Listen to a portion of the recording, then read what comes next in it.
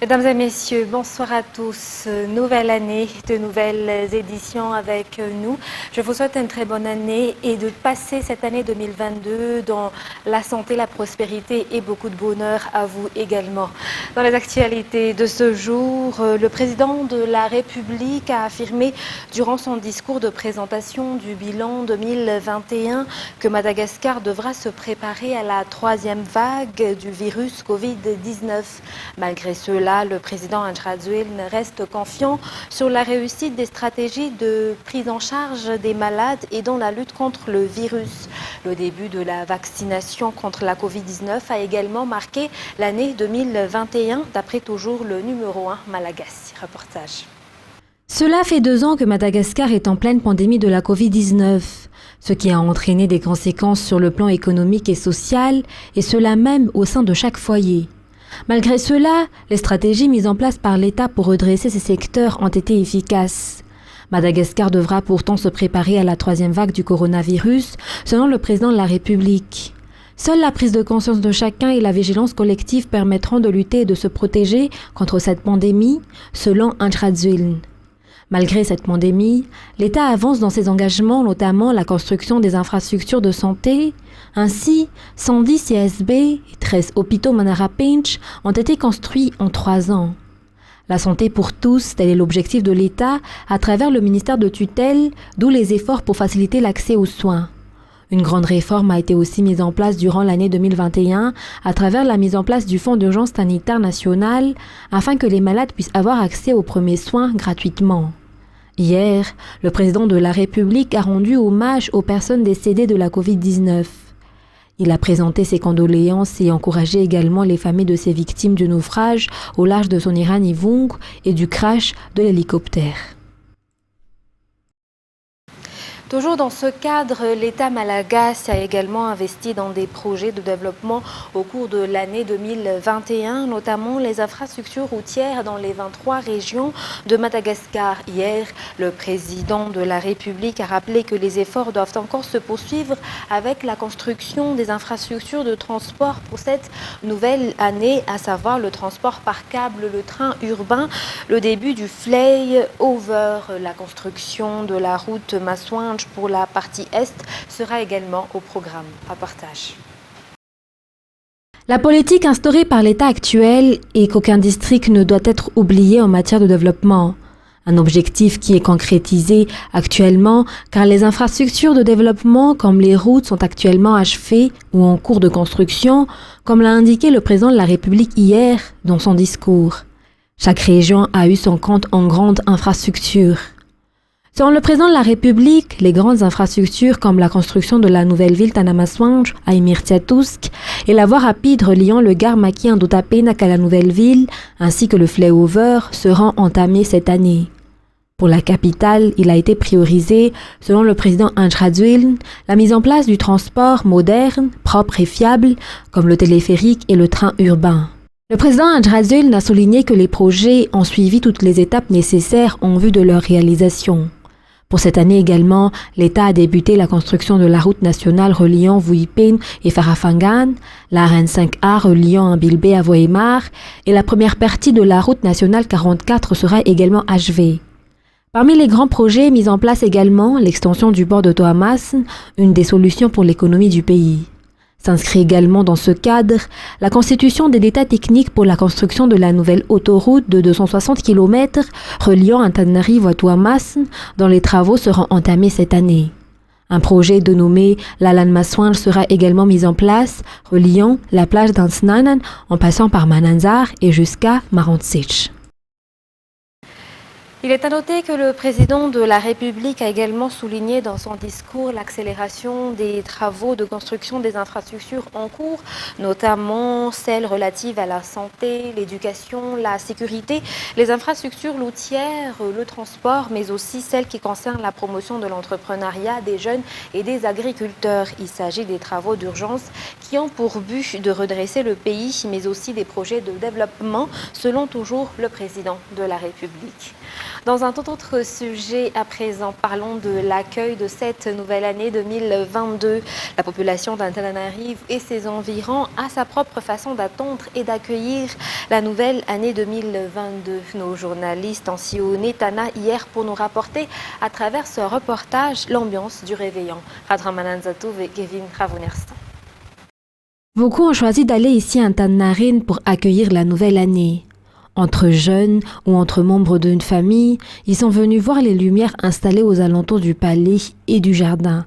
Comme chaque année, Analinguel aussi est toujours rempli de monde en cette fin d'année. Malgré la pluie, nombreux sont ceux qui y viennent pour se retrouver, se divertir en attendant 2022. Outre ceux qui viennent pour les lumières à Antananarivo et les sorties à Analinguel, certains ont choisi de rejoindre les endroits pour les karaokés, comme ici à Tanzbatu. C'est dans l'ambiance et la gaieté que les gens ont accueilli la nouvelle année ici. Cet endroit s'est transformé en boîte de nuit après le karaoké. Chacun y a mis du sien pour accueillir l'année 2022 dans la joie. Et pour commencer cette nouvelle année aujourd'hui, de nombreuses familles ont choisi de ne pas aller à l'église du fait de la situation sanitaire. Cette famille qui a accueilli les journalistes de Viva aujourd'hui a choisi de tenir une petite séance de prière pour accueillir cette année sous la grâce de Dieu. Reportage signé Jaranji Amar et Asnara Panzanari. Même les visites entre familles pour se souhaiter une bonne année n'a pas été faite par cette famille du fait de la flambée des cas de contamination au coronavirus actuellement. Et déjà que maintenant la troisième vague n'est pas loin, il est important de se protéger. Ainsi, cette famille a choisi de commencer l'année tranquillement chez elle aujourd'hui. Et malgré le manque d'effectifs, chacun s'est efforcé de mettre de l'ambiance. La préparation du repas a pris beaucoup de temps, car c'est le repas qui marque l'accueil de la nouvelle année.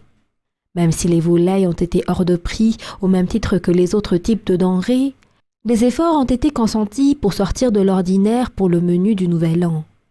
En 2 ans, l'existence de cette maladie de coronavirus a changé l'habitude au sein de nombreux foyers dans tout le monde entier, et Madagascar n'a pas été épargnée. Ainsi, les familles se sont adaptées à la situation, néanmoins, la vigilance est de mise pour cette famille. Mais par contre, d'autres familles ont choisi de faire une petite sortie ou encore d'aller à l'église aujourd'hui. Ces familles ont voulu un peu sortir de la routine pour divertir les enfants selon leur explication. Celles qui ont choisi d'aller à l'église veulent mettre leur destin entre les mains de Dieu pour cette nouvelle année. Reportage rapporté par Secha Rangenas et Secha Angenab. Il est 11h du matin ici à Analinguel. La plupart des personnes qui sont sorties de chez elles aujourd'hui ont affirmé vouloir changer un peu leur routine. D'autres soulignent que c'est le moment pour emmener les enfants se divertir car ils n'ont de temps libre qu'en cette période, alors ils en profitent un peu. Outre les sorties à Analinguel, certaines familles ont choisi d'aller à l'église, comme cette église que nous avons visitée, qui a tenu une messe pour accueillir la nouvelle année tout en respectant les mesures sanitaires. Ces personnes ont choisi de mettre entre les mains de Dieu cette année 2022, selon leur dire.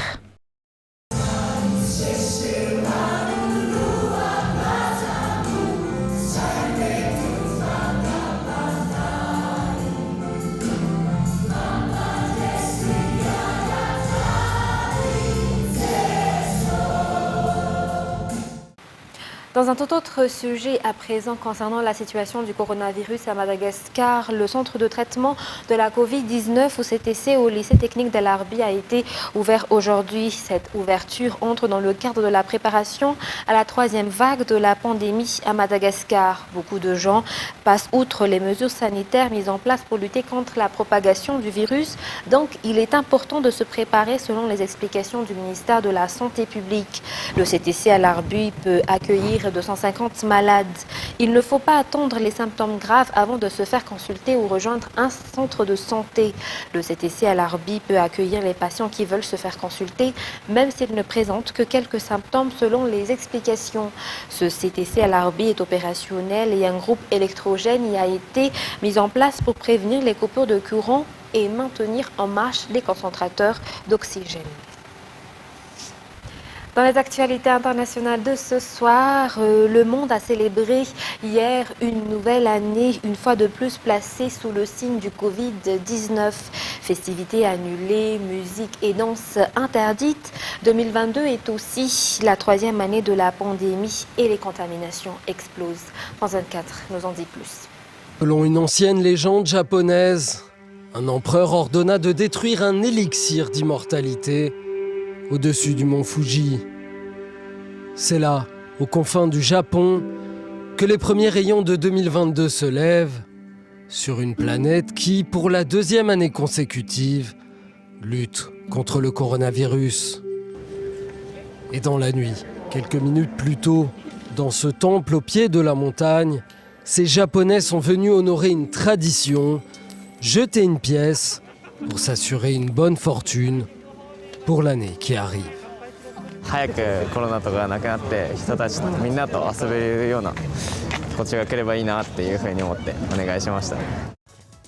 Des lumières et des feux d'artifice, mais personne dans les rues. Sydney, en Australie, sans la foule habituelle. Un peu plus à l'est, en Corée du Nord, les autorités ont déployé une célébration de masse typique du régime de Kim Jong-un, qui n'a jamais fourni les chiffres réels de la pandémie de coronavirus dans le pays. La nouvelle année se lève en Asie. Pékin se prépare à accueillir les Jeux Olympiques d'hiver. Loin des considérations sur la pandémie de Covid-19, Xi Jinping adresse plutôt un message à destination de Taïwan. 实现祖国完全统一，是两岸同胞的共同心愿。 L'Espagne, l'un des pays d'Europe les plus endeuillés par le Covid-19, n'applique ni de confinement ni de couvre-feu. Les Espagnols font la fête. Parmi eux, ce réfugié venu d'Afghanistan. Es que ya nosotros ya hemos pasado muchos miedos, que era de los talibanes que directamente nos mataban, pero el coronavirus también es muy peligroso, pero no tanto como los talibanes. Paris, Londres, New York, une atmosphère festive et cette inquiétude latente. You know, we might not be able to next year by the pandemic, so doing it while we can. Officiellement, près de 5,5 millions de personnes sont mortes du coronavirus depuis qu'il a été identifié en Chine en 2019. À ce stade, la distribution de vaccins a été faite à environ 60% de la population mondiale. Une entrée en 2022 et son lot de changements dans notre quotidien. D'abord, dans les rayons des supermarchés, fini les emballages plastiques autour des fruits et légumes en dessous de 1,5 kg. Mais il y aura des exceptions comme les fruits rouges qui pourront s'abîmer s'ils sont vendus en vrac. France 24. Une entrée en 2022 et son lot de changements dans notre quotidien. D'abord, dans les rayons des supermarchés, fini les emballages plastiques autour des fruits et légumes, en dessous d'1,5 kg. Mais il y aura des exceptions, comme les fruits rouges, qui pourraient s'abîmer s'ils sont vendus en vrac. Toujours pour l'écologie, l'instauration d'un nouveau malus auto, cette fois sur le poids des véhicules. À partir d'1,8 tonne, il y aura donc une taxe qui viendra s'ajouter à celle des émissions de CO2. Car plus la voiture est lourde, plus elle a tendance à polluer. Changement aussi au rayon santé. La contraception devient gratuite pour les femmes de 25 ans et moins. Jusqu'à présent, la gratuité ne s'appliquait qu'aux mineurs. Enfin, la mise en place aux urgences d'un forfait unique de 19,61 €. Auparavant, le tarif pouvait fluctuer et la facture tombait plusieurs semaines après le passage à l'hôpital. Objectif, simplifier le paiement, toujours assuré par les mutuelles. Et en Afrique du Sud, où a été détecté le nouveau variant du Covid-19, le mois dernier a annoncé avoir dépassé le pic de la vague Omicron avec une augmentation seulement marginale des décès, alors que de nombreux pays connaissent des infections records. France 24 nous en dit plus. La fête pourra bien être au rendez-vous pour ce réveillon en Afrique du Sud. Le couvre-feu en place depuis plusieurs semaines dans le pays est désormais levé. La pression était forte depuis plusieurs jours à l'approche de la Saint-Sylvestre. Les autorités ont lâché du lest au vu des chiffres de plus en plus encourageants. La semaine dernière, le nombre de nouvelles contaminations a baissé de près de 30% par rapport à la semaine passée. Tous les indicateurs suggèrent que le pays a vraisemblablement passé le pic de la 4e vague. Une augmentation marginale du nombre de décès a été constatée dans toutes les provinces. La présidence sud-africaine l'assure, le taux d'hospitalisation a été moins important que lors des précédentes vagues. Des données rassurantes alors que le variant Omicron s'est propagé dans au moins une centaine de pays en quelques semaines. Les autorités se veulent néanmoins prudentes et maintiennent certaines restrictions. Le port du masque reste en vigueur dans l'espace public et les rassemblements sont toujours limités avec une jauge de 1000 personnes en intérieur et de 2000 en extérieur. Mesdames et messieurs, ainsi s'achève cette édition pour ce soir. Je vous remercie de votre fidélité. Très bonne continuation sur Viva. Très bonne soirée à tous. Au revoir.